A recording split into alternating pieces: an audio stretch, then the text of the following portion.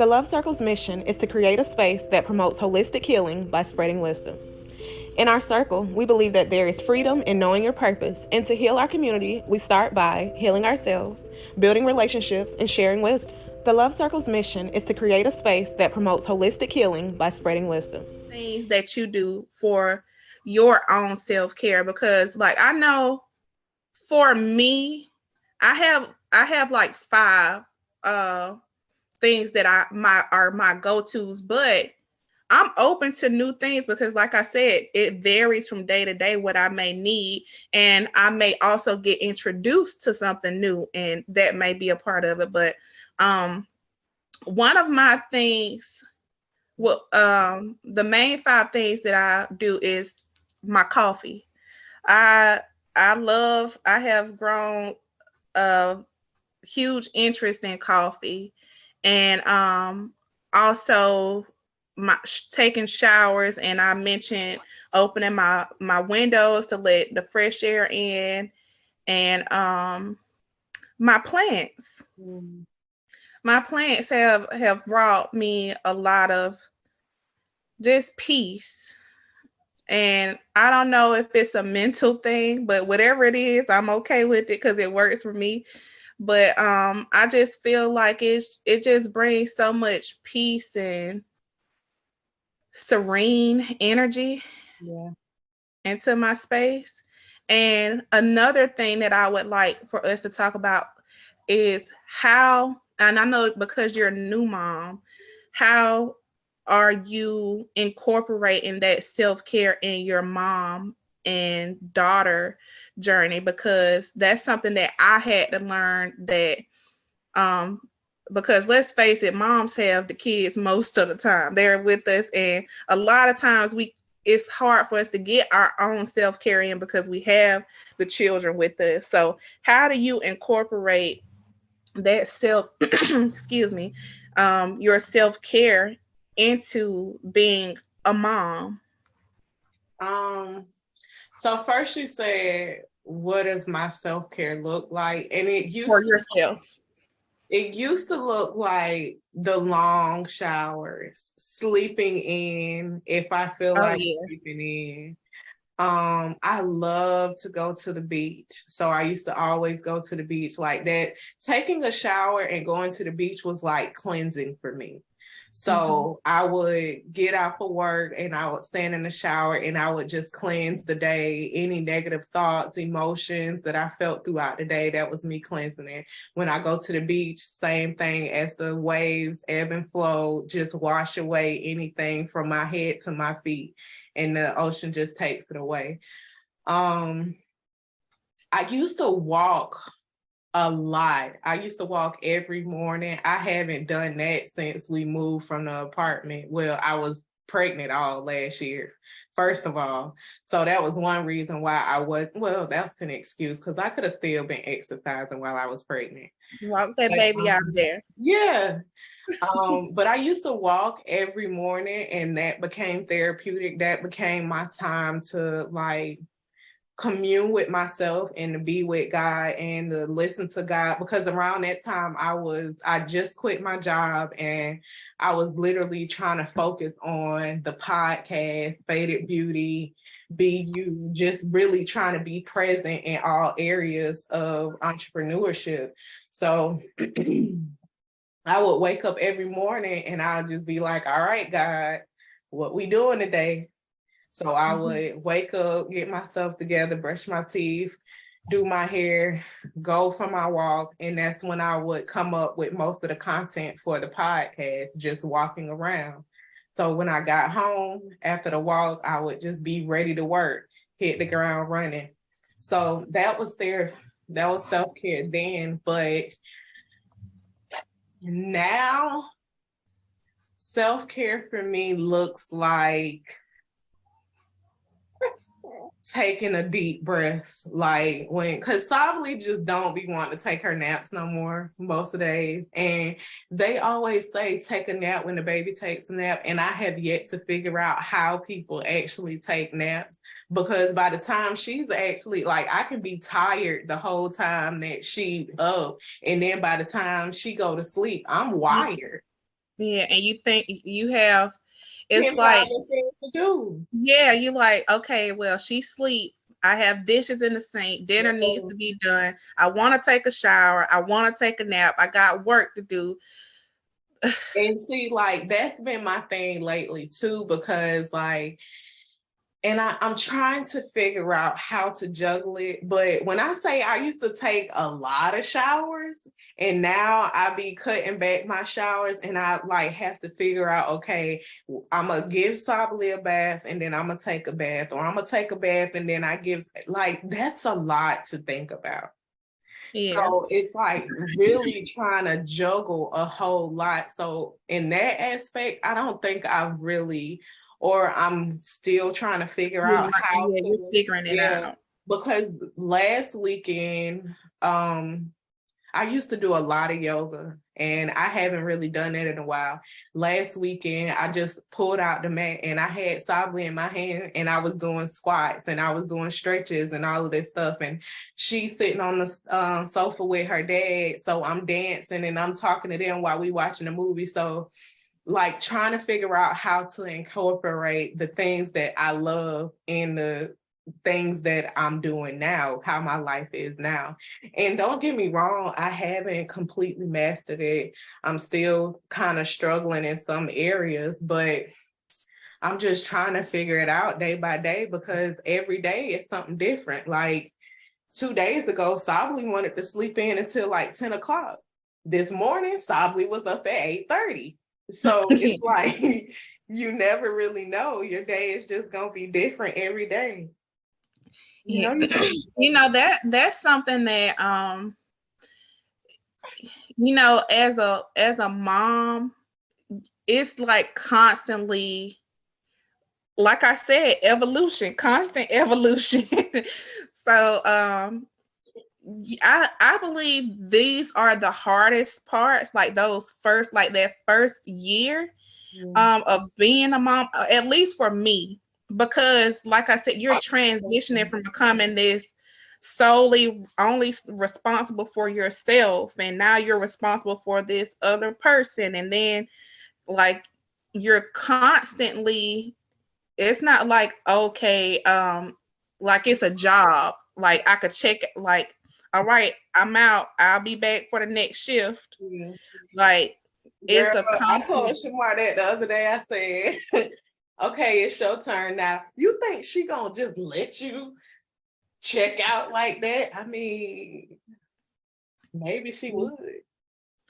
And that's why I hate to say it like that, like this, but because I've been there, I've been that new mom, but I do really have a lot more sympathy for new moms, because I know how hard that transition is, because like now, because it's easy for me to say now it's easy for me to say, oh, all you have to do is this, because I got it figured out now. Like, my child, yeah, she's 7. She's about to be 8 soon. So we know each other a little bit more. She know mama need her nap. Like, I'm gonna let you do your thing now. But babies don't know. Probably don't know if you let mama sleep for just 30 minutes. I'll do whatever trying you to want. talk to her. This morning I was trying to Sably, mommy gonna go to sleep and you can sit here and play, and she was not having it at all. But girl, we make agreements around here. I'm like, okay, here's the plan. I'm gonna take an hour nap. When I get up, if you have your work done, we go to the park, we do a thing you want to do, we get your ice cream, we go home. Sounds cool? Cool. Okay, let me nap. But prior to that, before we had the understanding, that's where the issues lie. Because everybody want everything at the same time. I want to sleep. All I know is I'm crying. I got poop on my butt. I want you to hold me. I want milk. My stomach hurting and I can't tell you. Where you going? Oh, you taking a shower. Oh my God. She's taking a shower, y'all. She's taking a shower. She leaving me forever in the shower, even though I know she's coming back. Why you gotta go? Why you gotta go somewhere? I want to eat. She's going to the other sofa. No, listen, no. I want to eat, but I also want to see what's going on the TV. Oh, somebody over here talking. Let me see who's talking. But don't put it up. I'm still hungry. I think it's so, like, from pregnancy to birth to raising the child, I think it's such a beautiful experience because you learn so many different phases of yourself. Like going through the mood swings and the cravings to you having a baby and still having mood swings and the learning, oh, the baby's so cute, look at the little scrunch, and oh, she yawned and she stretched, and oh, look my, why won't she stop crying? So, oh my God, I can't leave you on the sofa no more because you want to throw yourself everywhere. It's just so many different phases, and it's so beautiful to watch it. But sometimes on the outside, like looking at it from the outside, but hoping I was looking at it from the inside. Looking at it from the inside, but hoping that I was looking at it from the outside. I wish that I could see what was going on so I can be like, you know what? Maybe you should try this. Maybe you should do this. But then also I realized, like, Sably don't want to be on no schedule. She, like, I used to think that her nap time and even her bedtime, but her nap time was between 8:30, depending on when we wake up, 8:30 to 10. Now, some days, Sably don't feel it till 12 o'clock. And even that dinner time, going to sleep at night, she's supposed to be in bed 7:30, 8 o'clock, 8:30 at the latest. Some nights she just be up and ready to talk because her gums bothering her and she just got to yell. She got to talk to her daddy. She got a baby dinosaur it out. Like, it's just a lot of stuff. So, but you know what? What? One thing that I can say is being a mom and an aunt, it helped me grow up. It helped me, and I mean that, and not just as far as being older or wiser, but it taught me more patience because, like you were saying, yeah, you could come on, but it taught me more patience. Mommy, I'm gonna go to the trash can with Grandma. Okay. I'm just letting you know. It taught me more patience because it makes you look more into the why behind it instead of saying, oh my, why is my toddler screaming in the middle of the floor at 2 a.m. And sometimes you get frustrated and you're just like, go to sleep. But like, it taught me patience because they'll be like, okay, I have mental breakdowns too. Yeah. This is a 2-year-old who's not aware of what a mental breakdown is. Yeah. Let me try to talk to her. Let me try to get to the bottom of this. Because I'm 26 years old and I just found out, what anxiety was maybe 4 years ago, 5 years ago. I didn't know what that feeling was or what was going on. Right. But so just imagine being new to the world and you're having all these emotions, all these different changes. You have different people coming around you. You trying to remember these faces. Like, okay, this is Mom. You in a whole different place. Like, traumatizing, I would say. Like, so it definitely makes you look at life in a different perspective when you think of it that way, because like it's a lot. And so, even I'm not saying that I just got it down pat 100%, because some days I do still get frustrated. And I'm so glad that sometimes, like, I'll be on the phone with you when some of those things are happening, and you'll be like yesterday with the testing situation, and you was like, well, if you fuss at her, she not gonna, get it. And I understand, because I fall under pressure sometimes, because like if somebody yelling at me, I could be having a whole lecture in my head, and then you start fussing, and I'm like, I can't think. I Yeah. can't think. So yeah, it's definitely a slap in the face. And I think also we have to be able to accept that, when it's like, because in the past when people would try to tell me, like if you were to tell me what you told me yesterday, I'll be ready to snap, Oh, like I this know. my child. This I my know. child. But like sometimes you just have to sit back and say, well, yeah, she's right, or he's right, or yeah, like maybe maybe let me think of it in a different light. Yeah. But I think that's why I'm so appreciative that I used to babysit when I was younger, even though I know it's different having your own child.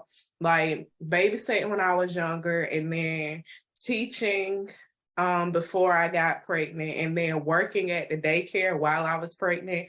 I feel like those are 3 different experiences that has helped me a lot with being more patient and being more understanding. And like you said, understanding that they're little people with big emotions, and they don't know how to express those They emotions. don't understand them. But sometimes Sabali will be like, and I'm like, first of all, you 5 months, calm down.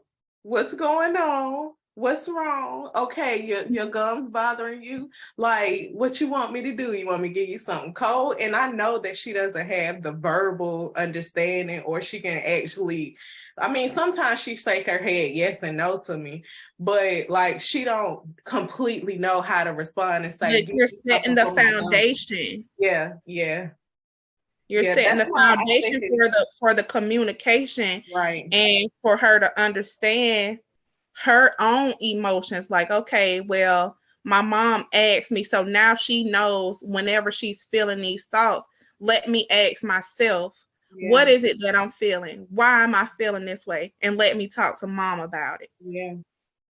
Yeah, that's why I try to, like, even when she was first born, when she would cry or when she first wake up, I always try to make sure that I talk her through what's going on. Oh, I'm gonna change your diaper. Oh, it's okay. You just woke up, or it's okay. Like now, when she fussing, it's okay to go to sleep. I know you're tired. You can play for a little while, but I know you're tired.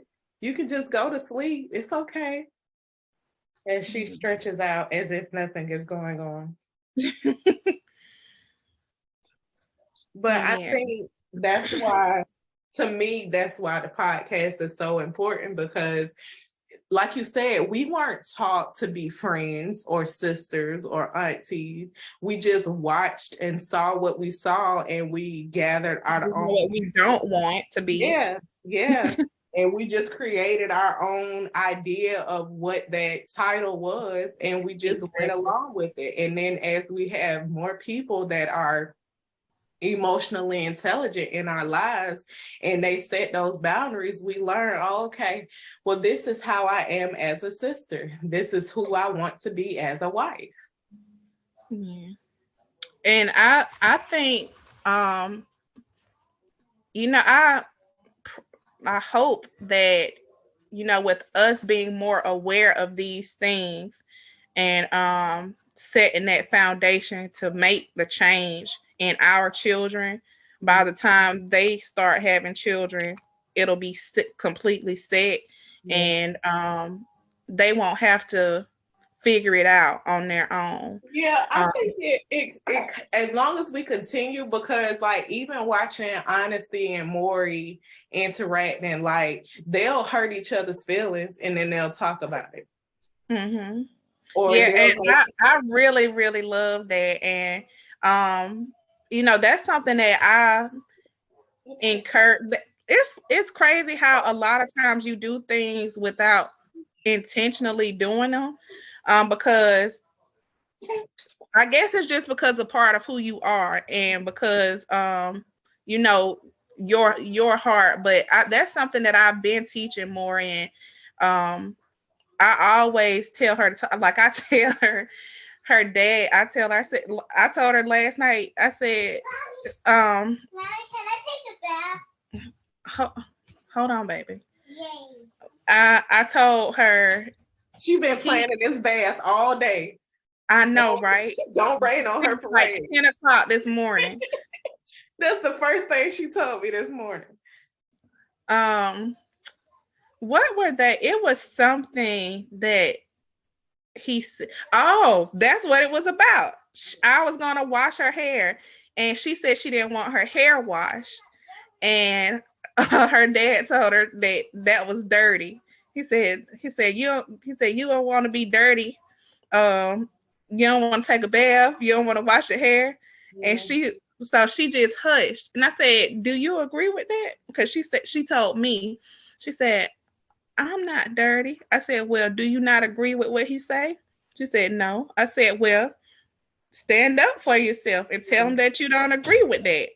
Don't let him have the last word." And I think that's something that we have to learn, that it's a difference between a child being disrespectful and a child saying, that hurt my feelings, I'm not that. Mm-hmm. You're not just going to call me anything. Because one thing about it, that's something that the elders would tell me that, well, now I guess maybe they just accepted it, or maybe they say, okay, well, maybe she's right. I know grandma has said, like, okay, you're right, I see what you're doing. Mm-hmm. But it was like this whole thing, because I always gave her opportunity. Even yourself. Because like going back to like, it was some stuff that you would say and I'd be like, ooh, yo, like, for real. But the older that I got, I appreciated the fact that, and I think you said it today about the people that made you shut up, because you learned that you don't have to shut up for people. Mm-hmm. Because like it took me so many years to realize, like, I'm gonna speak my piece and I don't give a damn who cares. Like, as long as I ain't hurting nobody's feelings, you're not about to come over here hurting mine. And because that goes back to what I was saying about the boundary situation, about me just, you shut up. Mm-hmm. You shut up to please other people, but in your heart, you boiling, you pissed off, you hurt. Why should I subject myself to that pain at the expense of making you not feel uncomfortable? For what is it going to affect you for 2 minutes? Right. Or, depending on the person or the situation, it may last a little longer, but at least I got it off my chest. Mm-hmm. That's when I released a lot of my anxiety. Like I said, I didn't even know it was anxiety. I just knew I had this feeling, like when certain things would happen and I would just not say anything about it because I wanted to so bad. I wanted to say, like, stand up for myself and say something, but I always thought about the consequences behind it. Oh, well, this may happen, or they may say this, but at some point I was just like, who gives a damn what's going to happen? I want to get this feeling out of my chest. Yeah. And that was one of the best things that I did. And it's like a drug, because I was like, now I'm just going to say, not trying to hurt nobody's feelings, but how I feel, because I don't know whatever spirituality or religion you believe in, but I believe if you think it, you may as well say it. Yeah. The thoughts are just like you saying it. If you think it, because God or whoever knows your thoughts, so why not? Yeah. Okay. But yeah, I found that speaking my mind has brought me so much peace. And it's not like you just go around just saying rude things to people. I'm not saying that, just being nasty. But when you don't agree with something, it's okay to say, hey, look, that, that's not right. I don't agree with that. Or, okay, that's not aligned with what I have going on in my life. Can we not? Yeah. I'm gonna have to cut you off. I think a lot of the time, like we try to commune with people without realizing that we cross their boundaries or we offend them, because a lot of people, whether it's religious or whatever practices that you do within your personal time, like a lot of people don't realize that.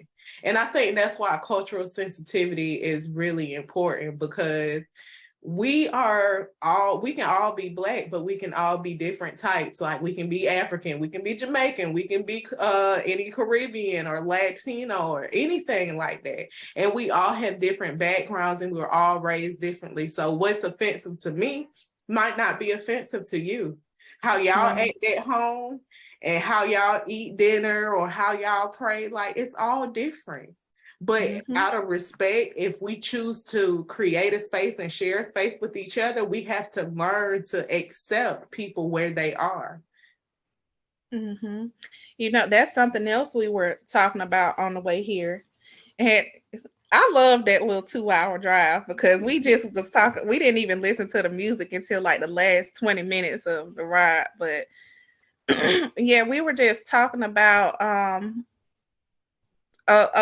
cultural difference, because I was telling him, it stemmed from us talking about, I told him, I said, when I moved to Twiggs County, that was the first time I saw people eating with their hands. And we would have got our fingers tapped with a fork for eating with our hands. And I told him, I said, it's so different coming from those two totally separate backgrounds, because I was like, my grandma, Essie Mae, she grew up in like the country, living off the land. They had a farm, grew watermelon and okra and squash and all of this stuff. And then our other grandmother, on the other hand, grew up Philadelphia, came from money, wearing mink coats and stuff. And we got to sit up straight and don't smack at the table. Listen, it's so crazy, because those are two Black families, totally separate, separate rules. And so, I have a mixture. Well, we have a mixture of that. It's a combination. But I respect each aspect, not only those, but from anybody, their culture or their traditions or what they choose to do. It was kind of hard for me for years to accept that it's okay that I'm one and the other. Like me being a little ghetto used to bother me. Yeah. Like, I used to think like I had to dumb that part of myself down. And then the older that I get, I'm like, bruh, it's okay. You're a little ghetto. You're a little hood sometimes. Like, you know what? That is so crazy. We're gonna have to make that a whole topic, I feel. Because that's what we were talking about. Because I was telling her, I hate to get too deep, but I said I didn't think somebody liked someone's parent because of the differences.